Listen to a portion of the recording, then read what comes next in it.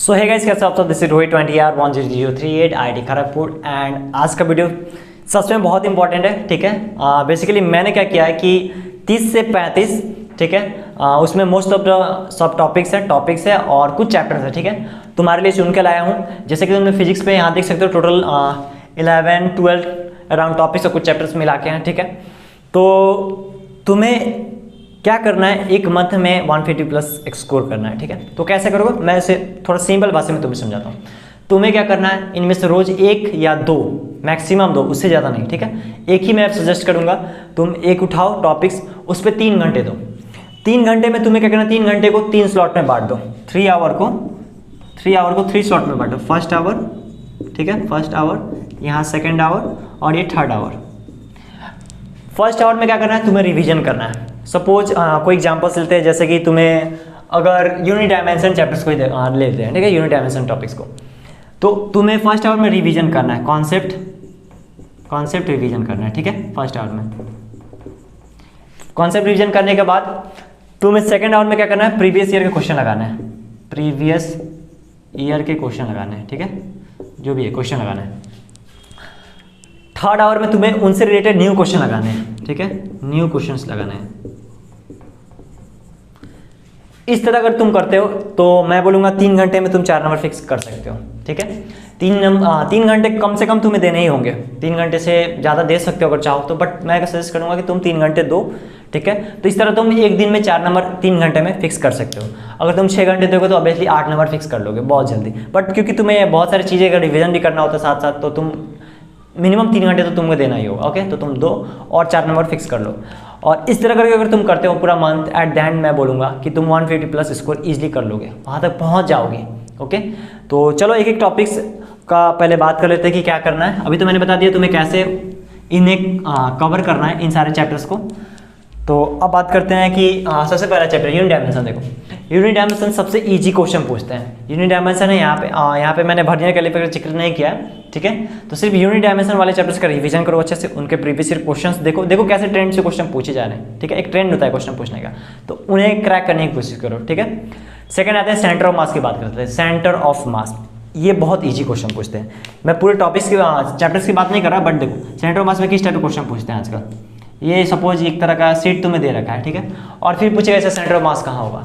तो अगर मैं आता जैसे कैसे बनाता, ऐसे 3 पार्ट में इक्वल पार्ट में बांटता, इसका मास m हो जाता, इसका मास m और इसका मास m। ठीक है, इसका सेंटर ऑफ मास यहाँ पे, इसका सेंटर ऑफ मास यहाँ पे, इसका सेंटर ऑफ मास यहाँ पे। कोऑर्डिनेट निकाल देता, पोजीशन वेक्टर निकाल देता, r1 वेक्टर, r2 वेक्टर, जो भी है, पोजीशन वेक्टर r3, और सेंटर ऑफ मास कितना हो जाता है rc, इसका कितना होता है m1 r1 vector plus m2 r2 vector plus m3 r3 vector divided by m1 plus m2 plus m3। ठीक है, तो इस तरह करके मैं निकाल लेता। ठीक है, तो इस टाइप के क्वेश्चन पूछे जा रहे हैं। ठीक है, और एक और इस टाइप के क्वेश्चन भी आते हैं बहुत।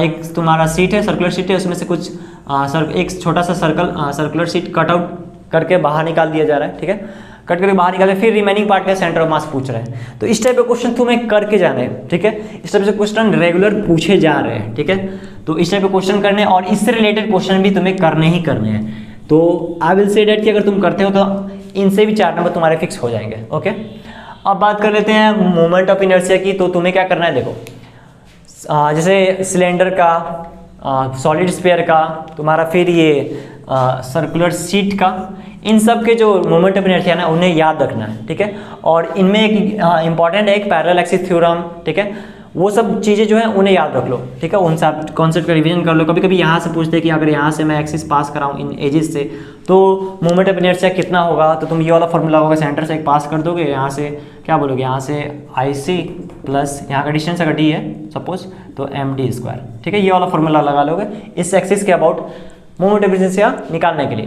तो इन टाइप के क्वेश्चन पूछे जा रहे हैं, रेगुलर पूछे जा रहे हैं, और ये फिक्स है, मोमेंट ऑफ इनर्शिया से एक क्वेश्चन आते हैं। ठीक है, तो 4 नंबर ये तुम्हें दे के जाएंगे। तो तुम्हें क्या करना है, कॉन्सेप्ट को अच्छे से रिवीजन कर लो, कुछ प्रीवियस ईयर के प्रॉब्लम को देखो और कुछ नए क्वेश्चंस भी लगाओ, तो तुम्हारे 4 नंबर ये मोमेंट ऑफ इनर्शिया दे के जाएंगे। ठीक है, अब बात कर लेते हैं RC सर्किट और या फिर RL। देखो इनमें से दोनों में से एक क्वेश्चन आते हैं, या तो RC या तो RL। ठीक है, तो तुम्हें दोनों देखते हुए जाना है। कैसे करना है, देखो RC सर्किट में किस टाइप के क्वेश्चन आते हैं, बहुत ईजी क्वेश्चन आते हैं। Suppose this is my R1, this is my capacitor and this is my R2, okay, और ये मेरा R3 है एंड इस टाइप का, और ये मेरा बैटरी है, ठीक है। और फिर पूछेगा स्टेडी स्टेट में इससे करंट कितना पास होगा ये बताओ, या फिर इसके अक्रॉस वोल्टेज कितना होगा ये बताओ, या फिर इससे करंट कितना पास हो रहा है ये बताओ। तो इस टाइप का क्वेश्चन पूछते हैं, वो रेगुलर इंटरवल में पूछ रहे हैं। तो मैं बोलूँगा कि इस टाइप का क्वेश्चन करके जाओ, करके जाना ही है तुम्हें, बिल्कुल करके जाना। और या फिर जब RL सर्किट हो तो कैसा होगा, यही इसी को क्या करेगा वो, यहाँ पे क्या करेगा, ये इस टाइप का कुछ इंडक्टर यहाँ लगा देगा। फिर स्टेडी स्टेट में पूछेगा कि बताइए इससे करंट कितना पास हो रहा है, या फिर इससे करंट कितना पास हो रहा है, या फिर यहाँ पे एक और कुछ लगा देगा ऐसे रेजिस्टेंस, फिर यहाँ पे कितना पास हो रहा है, इस टाइप का पूछेंगे वो।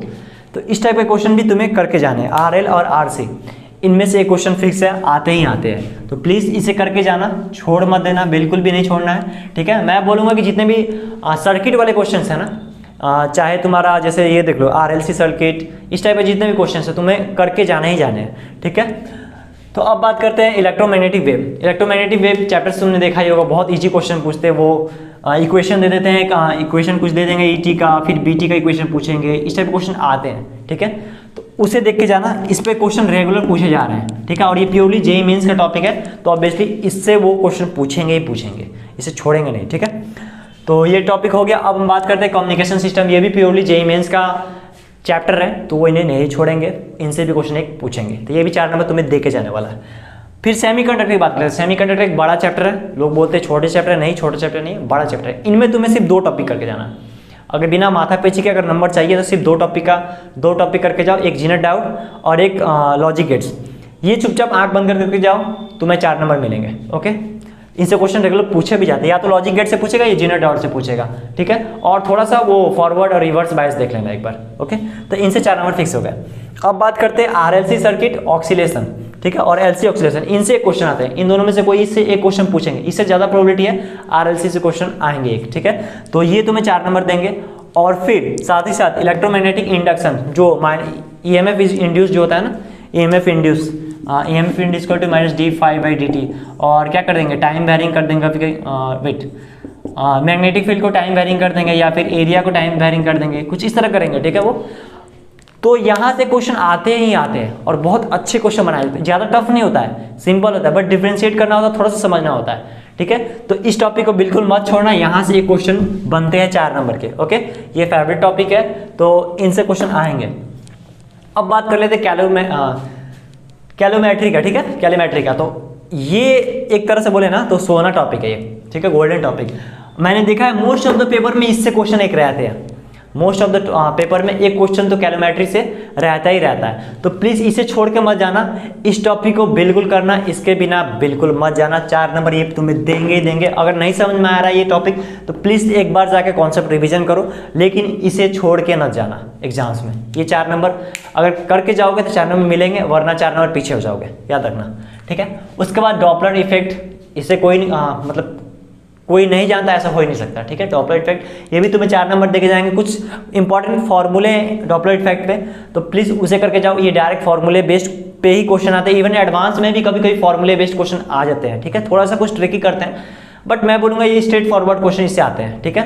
थोड़ा कैलकुलेटिव कभी कभी हो जाता है कैलकुलेशन की वजह से, बट मैं बोलूँगा कि इसे करके जाना है 4 नंबर अगर फिक्स करना है तो। उसके बाद आते हैं फोटो इलेक्ट्रिक का। फोटो इलेक्ट्रिक से भी क्वेश्चन 4 नंबर के पूछे जाते हैं रेगुलर, ठीक है। लैम्डा वगैरह का कुछ रिलेशन देते हैं, P मोमेंटम समथिंग करके तुम्हें देंगे, और फिर 4 नंबर इससे तुम्हें वो पूछते हैं 4 नंबर के क्वेश्चन। अब बात करते हैं ये electric charges and field chapter से। इसमें 2 टॉपिक बहुत इंपॉर्टेंट है, एक कूलम्स लॉ और एक डायपोल। 3 टॉपिक्स, एक कूलम्स लॉ, डायपोल और गॉस लॉ, ठीक है। फ्लक्स से क्वेश्चन एक पूछते हैं ज़्यादातर चांसेस है, या फिर तुम्हें डायपोल से पूछेंगे या फिर कूलम्स लॉ से पूछेंगे, इनसे एक क्वेश्चन पूछेंगे ही पूछेंगे। तो इसे भी बिल्कुल छोड़ के मत जाना, ठीक है। अगर इसमें तुम्हारा जो चैप्टर स्ट्रॉन्ग है तो पहले मैं बोलूँगा उसे फिर से कवर कर लो, उसके बाद जो बचे हुए हैं उन पर ध्यान दो, ओके।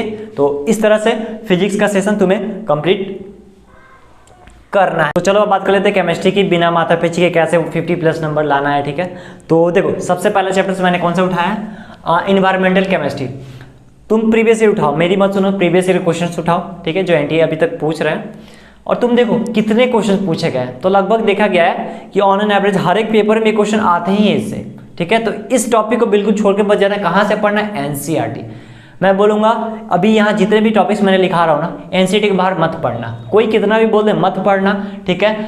मैंने खुद अपने टाइम में जब मैं एनटीए का एग्जाम दे रहा था, ठीक है, तो मैं खुद ही ये सारे टॉपिक्स सिर्फ एनसीईआरटी से पढ़ के गया था, बस बाहर से कहीं नहीं। और एनसीईआरटी के बाहर से कहीं से क्वेश्चन पूछता ही नहीं है, ठीक है। तो मिथ मत पालना कि ये बुक्स पढ़ ले, ये सीट का थ्योरी पढ़ ले, ये पढ़ ले, वहाँ कॉपी में भी अगर होगा ना, ठीक है, कॉपी वाला तुम रिवीजन कर लो, बट एट द एंड मैं बोलूँगा एनसीईआरटी एक बार पढ़ के जाना। एनसीईआरटी के लाइन बाय लाइन क्वेश्चन पढ़ के जाने हैं। तुम क्या करो, प्रीवियस ईयर क्वेश्चन उठाओ और एनसीईआरटी के कोई भी चैप्टर, सपोज पी ब्लॉक ले लो, प्रीवियस ईयर के एनसीईआरटी के क्वेश्चन, प्रीवियस ईयर के जो एनटीए ने क्वेश्चन पूछे हैं पी ब्लॉक के, वो उठाओ चुपचाप, ठीक है। एनसीईआरटी बुक खोलो और खोजो उसे, और तुम्हें देखना, ध्यान से देखना, कहीं ना कहीं वो लाइन मिल जाएगा एनसीईआरटी में, ठीक है।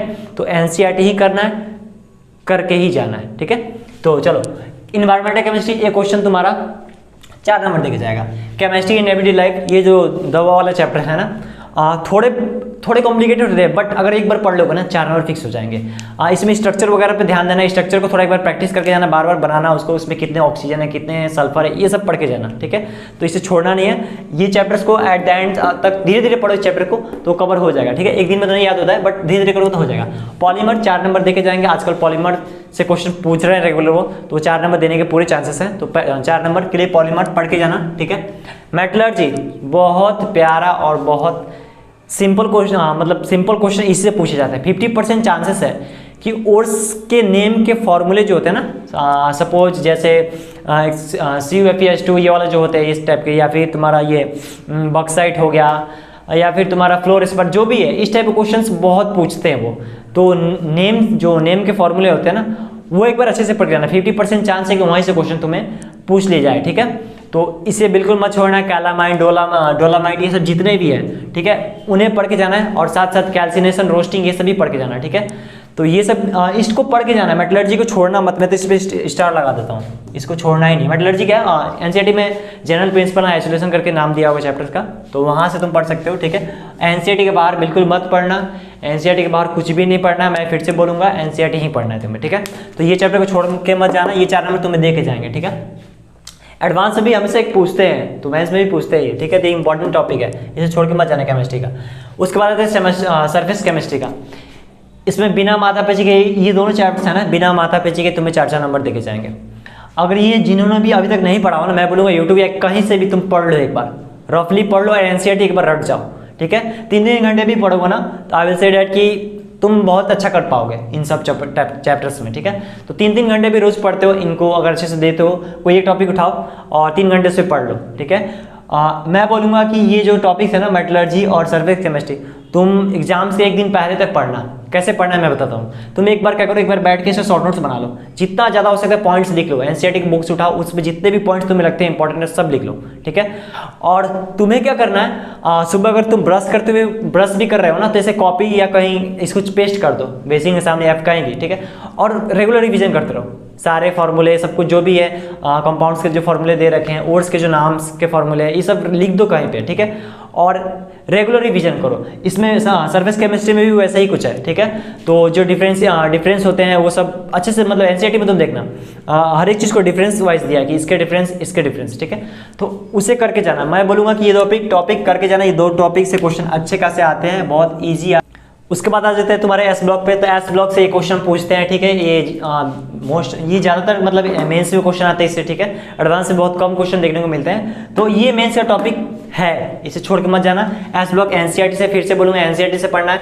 पी ब्लॉक से 2 क्वेश्चन आते हैं, ठीक है। पी ब्लॉक से 2 क्वेश्चन आते हैं, क्योंकि पी ब्लॉक 11 में नहीं पढ़ना है, 12th में पढ़ना है। तो पी ब्लॉक से 2 क्वेश्चन आएंगे, इसे भी पढ़ लेना, ओके। उसके बाद आते हैं हाइड्रोकार्बन्स। तुम लोग बोलोगे इससे क्वेश्चन नहीं आते, but you will not believe, मेरे पेपर में 2 क्वेश्चन आए थे, 2 की 3 क्वेश्चन एक ही जगह से आया था। एक ये क्या बोलते हैं, सोप करके कुछ है, तुम बुक्स खोलना यहाँ पे और देखना वहाँ पे, ठीक है। और प्रीवियस ईयर क्वेश्चन तुम उठाओ, मेरी क्यों सुनो, तुम प्रीवियस ईयर के प्रॉब्लम उठाओ और इंडिविजुअल चैप्टर्स को खोलो और खोजो ये कहाँ पे, ये लाइन कहाँ पे था, ये कहाँ से पूछा हुआ है, तो तुम्हें खुद ही आइडिया लग जाएगा। मुझे बोलने की कोई जरूरत नहीं पड़ी, ठीक है। मुझे कोई बोलने की जरूरत नहीं है, तुम एक बार खोलो, खुद से बुक खोलो, खुद से प्रीवियस ईयर क्वेश्चन उठाओ, एक बार चेक कर लो, बस आधे घंटे तो लगेंगे, सब क्लियर हो जाएगा, ठीक है। तो इस टॉपिक को करके जाना, ये टॉपिक 4 नंबर तुम्हें देंगे, ओके। और इसका कौन सा टॉपिक करके जाना है, एंड में जो दिया हुआ है ना वो टॉपिक्स करके जाना, ज़्यादा चांसेस है वहाँ से क्वेश्चन आएंगे, ओके।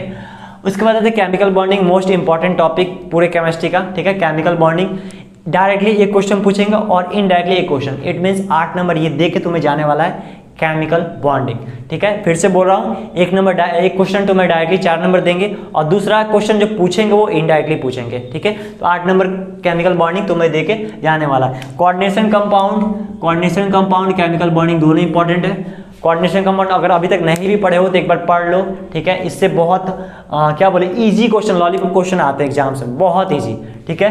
मतलब थोड़ा एक बार समझने में मुश्किल होता है, मैं समझता हूँ कि एक बार में बहुत लोगों की ये कोऑर्डिनेशन कंपाउंड जल्दी समझ में नहीं आता, बट मैं बोलूँगा कि एक बार ट्राई करो, एग्जाम्स के पहले एक बार ट्राई करो, प्रीवियस क्वेश्चन को देखो कैसे क्वेश्चन पूछते हैं और प्लीज़ पढ़ के जाना। इन दोनों टॉपिक को किसी तरह किसी हाल में पढ़ के जाना है, ये तो 100% फिक्स है कि इनसे क्वेश्चन आएंगे, ओके।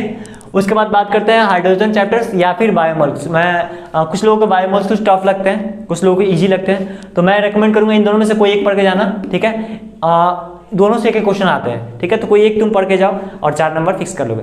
अगर इस तरह तुम पढ़ते हो, ठीक है, तो मैं बोलूँगा 50+ नंबर केमिस्ट्री में स्कोर करना बिना माथा पेची के कोई बड़ी बात नहीं है, ठीक है। तुम देखो यहाँ पे मैंने कोई भी ज़्यादातर इनऑर्गेनिक के चैप्टर से उठाए हैं जिन्हें बस स्ट्रेट फॉरवर्ड जिससे क्वेश्चन पूछते हैं, सीधा क्वेश्चन एनसीईआरटी से पूछते हैं, मैंने वही टॉपिक उठाए हुए हैं, ठीक है। इसमें ना ही मैंने केमिकल बॉन्डिंग रखा है, सॉरी केमिकल बॉन्डिंग करूँ, केमिकल काइनेटिक्स, ठीक है, ना ही इक्विलिब्रियम, सब कुछ नहीं रखा हूँ, ठीक है। सिंपल एकदम सिंपल पढ़ो, आंसर दो, इस टाइप का क्वेश्चन है, बिना कोई कैलकुलेशन नहीं है इस चैप्टर्स में, ठीक है। तो इसे करके ही जाना, छोड़ना मत बिल्कुल, ओके।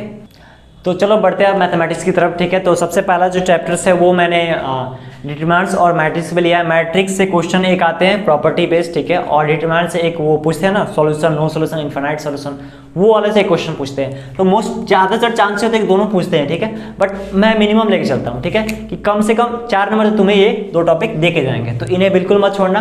प्रॉपर्टी बेस्ड क्वेश्चन आते हैं तो रिविजन अच्छे से कर लेना और इन टॉपिक को छोड़ के नहीं जाना, इस चैप्टर को छोड़ के नहीं जाना, ओके। उसके बाद आता है mathematical reasoning, purely JEE mains chapters हैं, ऑब्वियसली एडवांस में नहीं पूछते इससे क्वेश्चन, ठीक है। तो जेईई मेंस में एक क्वेश्चन उनका पूछना लाजमी है, बनता है, वो पूछेंगे जरूर, ठीक है, तो इसे छोड़ के नहीं जाना है। स्टैटिक्स सिमिलरली जेईई मेंस के टॉपिक है, तो एक क्वेश्चन आएंगे उससे, ओके। तो ये 12 नंबर तो ये दे दिए तुम्हें। अब आते हैं डिफरेंशियल इक्वेशन। डिफरेंशियल इक्वेशन से तुम देख लो हर पेपर में क्वेश्चन है, ठीक है। तो इसके क्वेश्चन प्रीवियस क्वेश्चन लगाओ, इसके सारे कॉन्सेप्ट को रिविजन करो, ओके, और बहुत सारे प्रॉब्लम लगा के जाओ।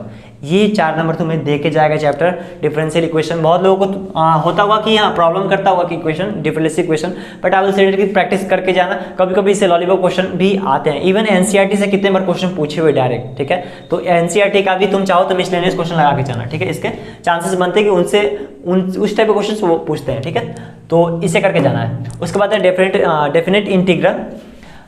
ये फॉर्मूले प्रॉपर्टी पे बेस्ड क्वेश्चन पूछते हैं, f(a+b - x) समथिंग, ठीक है। तो इस टाइप के प्रॉपर्टी बेस्ड क्वेश्चन डायरेक्टली पूछे जाते हैं डिफरेंशियल कह रहा हूँ, डेफिनेट इंटीग्रल के, ठीक है। तो इसे भी करके जाने हैं, इसे छोड़ के मत जाना। एक मिनिमम एक क्वेश्चन पूछेंगे, बट हो सकता है 2 क्वेश्चन भी पूछ दे वो, ठीक है। तो एक क्वेश्चन प्लीज करके जाने से। लिमिट बहुत लॉलीपॉप क्वेश्चन, सिंपल वो डिफरेंट, ये वाला एल हॉपिटल लगाने वाले, ज़्यादातर एल हॉपिटल लगाने वाले हैं, ठीक है। ज़्यादातर इसी बेस पे क्वेश्चन बन जाते हैं। एल हॉपिटल लगाओ और ऊपर नीचे डिफरेंशिएशन करो और आंसर ज़्यादातर चांसेस आ जाते हैं। कभी कभी क्या होता है 2-3 बार डिफरेंशिएशन करना पड़ता है, but at the end question solve हो जाते हैं। तो मैं बोलूँगा सबसे पहले एल हॉपिटल लगाने की कोशिश करना, अगर नहीं बनता है तो फिर कुछ प्रॉपर्टीज सोचना, बट सबसे पहले फर्स्ट चॉइस होगा तुम्हारा एल हॉपिटल। मेंस में तो एल हॉपिटल काम कर जाता है, ओके। तो अब बात करते हैं तुम्हारा एरिया अंडर कर्व की। अगर इंटीग्रेशन आता है तो एरिया अंडर कर्व में दिक्कत नहीं होना चाहिए, ठीक है। डेफिनेट इंटीग्रल अगर कर लेते हो तो आई विल से डैट कि इंटीग्रेशन आता है तो तुम एरिया अंडर कर्व कर सकते हो, ठीक है, उसमें ज़्यादा माथापेची नहीं है।